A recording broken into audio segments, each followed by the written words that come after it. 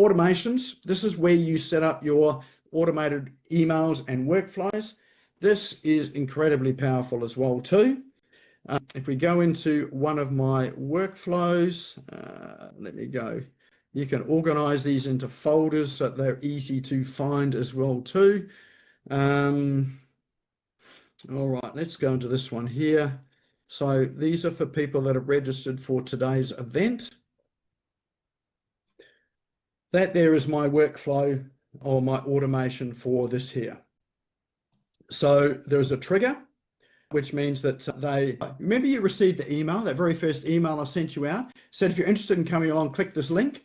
As soon as you click the link, that was the trigger to put you in the workflow to say you're registered and you got the Zoom link. So you didn't have to fill out a registration form or anything like that there. You just click the link. So you can do things like that with the automations. Or if they happen to have filled out a form, then that triggers the workflow. Or you would have seen a bring a friend, spouse, VA in there. Then if they hit that form, then they enter this. And they work through this whole workflow. Workflow sends emails, it adds tags, it removes them from previous workflows. So I don't want to send them out the marketing material from the previous workflow if they've registered. So we remove them from that workflow. So the only messages they get are the ones in this workflow.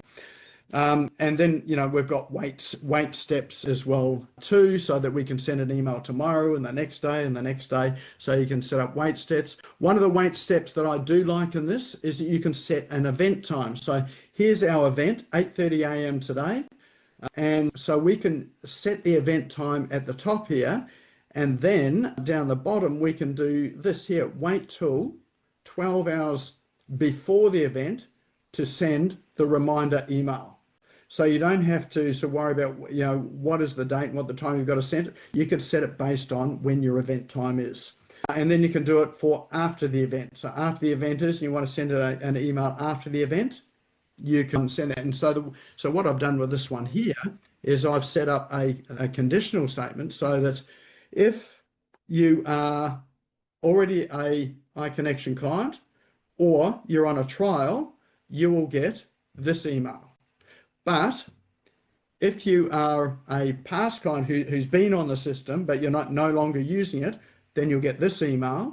Or if you are not using ICNXN currently at the moment, then you'll get this email. And they're 3 different emails based on, how you're tagged and who you are in the system. So this is where you can get to really personalize what you're doing.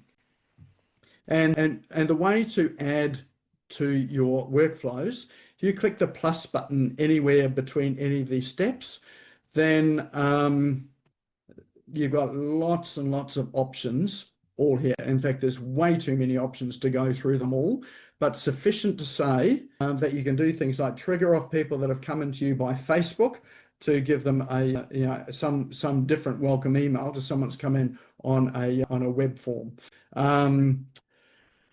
Most common one is tags. If someone's got a tag applied to them, then that's what can kick off a workflow. So this here is a whole workshop in itself on how to work these workflows.